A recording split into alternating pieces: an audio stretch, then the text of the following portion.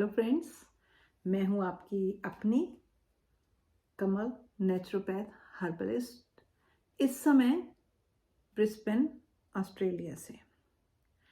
तो आइए आज बात करते हैं इमली के फायदों की। एक्चुअली मैं कर तो कुछ और रही थी,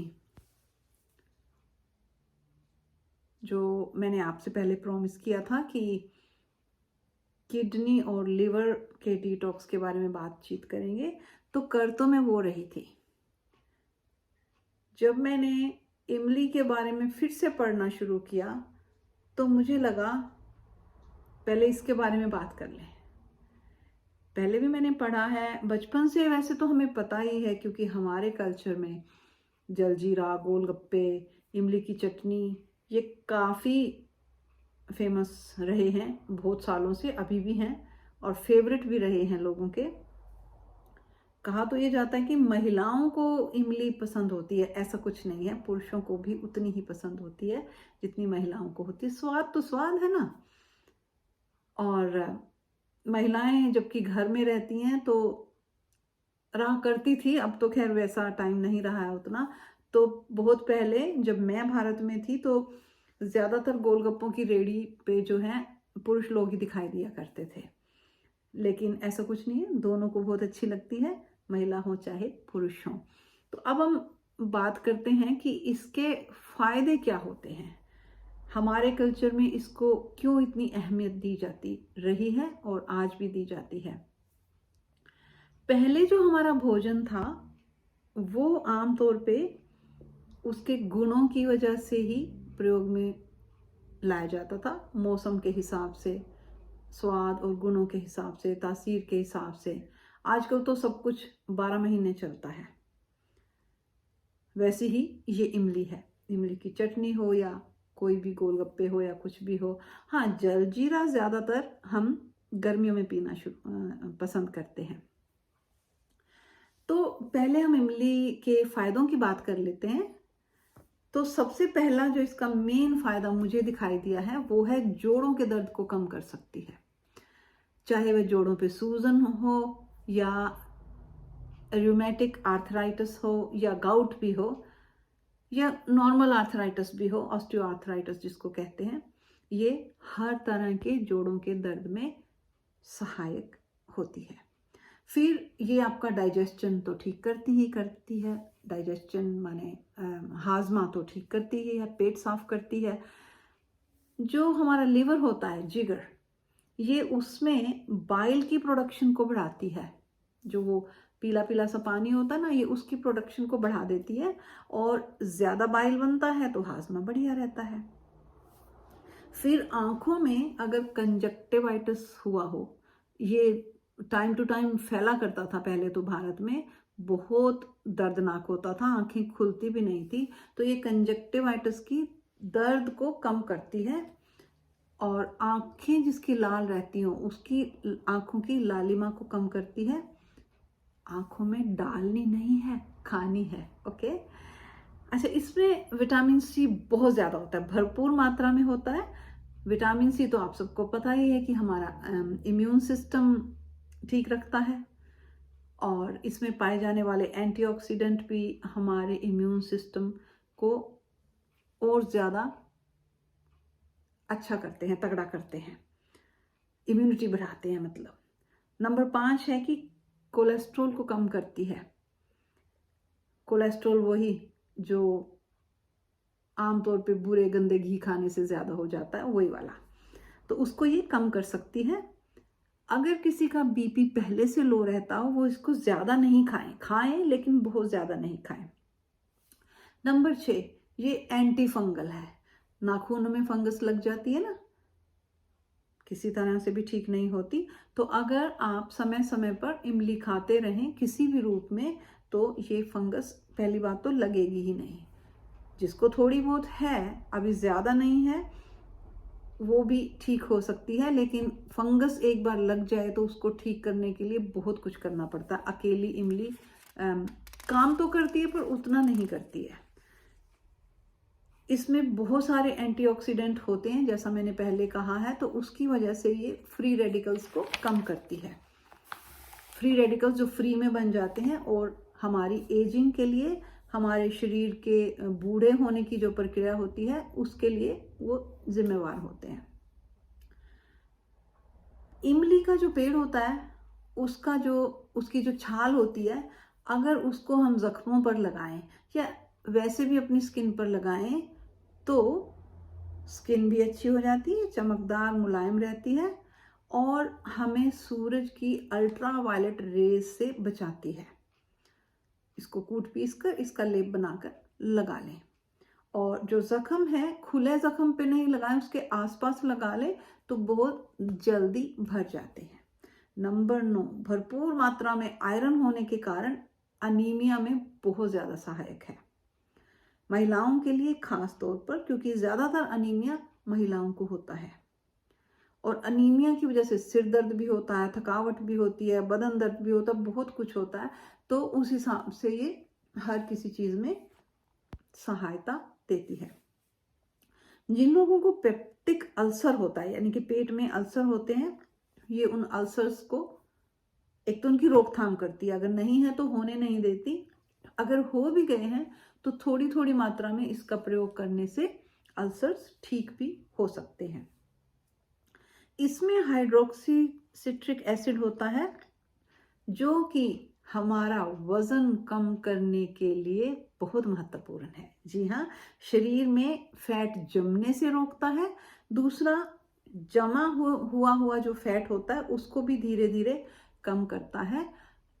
इमली के सेवन से भूख भी कम लगती है, तो कम भूख तो मतलब कम भार। फिर नंबर 12 पे पहुंच गई हूं मैं। टोटल मैंने 14 आपको फायदे बताने हैं इसके। तो सेरोटोनिन नाम का एक हार्मोन होता है, यह उसको बढ़ाती है। अब ये सेरोटोनिन करता क्या है? एक तो यह है आपके जो न्यूरॉन्स होते हैं उनके लिए बहुत लाभदायक है, तो क्योंकि उनकी ये सहायता करता है तो सीखने में बहुत मददगार है ये वाला हार्मोन जो है, कुछ भी सीखना हो। फिर ये हमें खुश रखता है, नींद भी अच्छी आती है इससे, भूख भी उतनी नहीं लगती। इसी हार्मोन की कमी से एंजाइटी या डिप्रेशन आदि होते हैं हमें।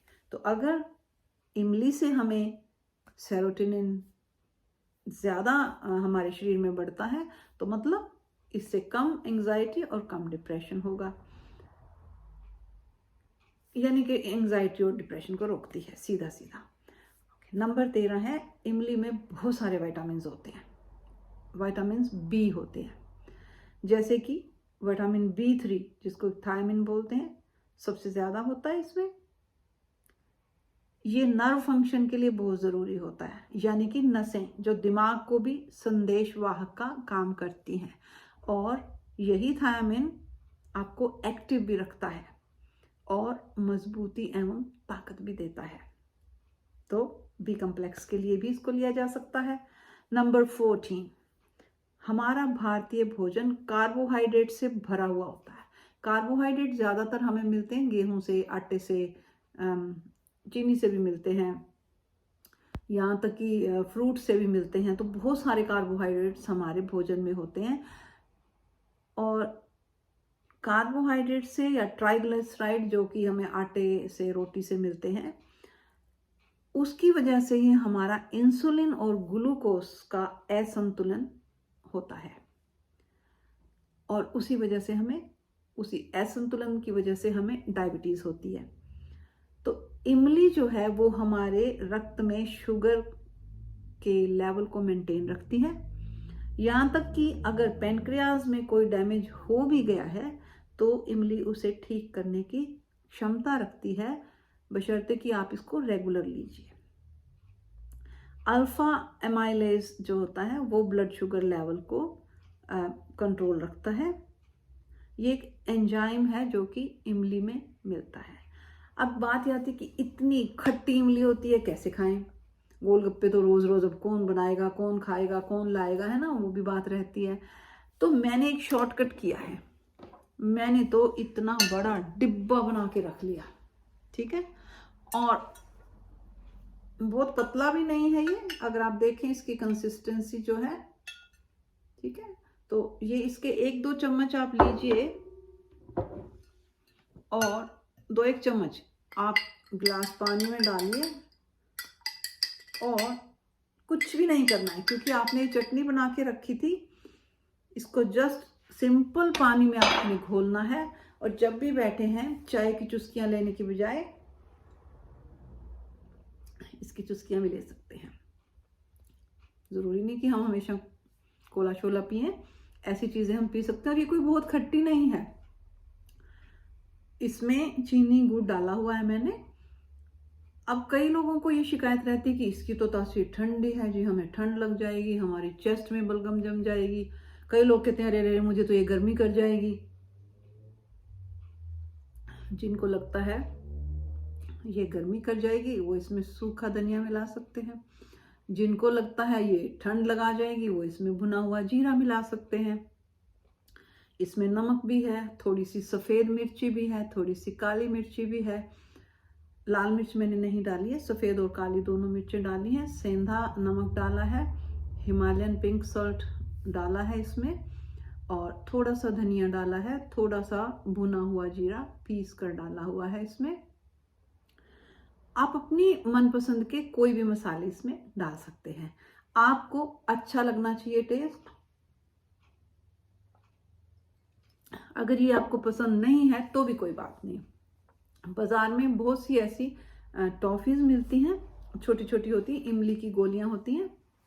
उनका जो एक मेन नुकसान है, क्योंकि वो किसी और ने बनाई हैं, हमें ये मालूम नहीं है कि उसको प्रिजर्व करने के लिए उसमें क्या डाला है, या उसका स्वाद एनहेंस करने के लिए उसमें MSG तो नहीं डाल दिया है। ये तो घर में बनी हुई है, इसमें एक भी प्रिजर्वेटिव नहीं डाला हुआ। ये ज़्यादा से ज़्यादा महीना, 2 महीने, 3 महीने चलेगी।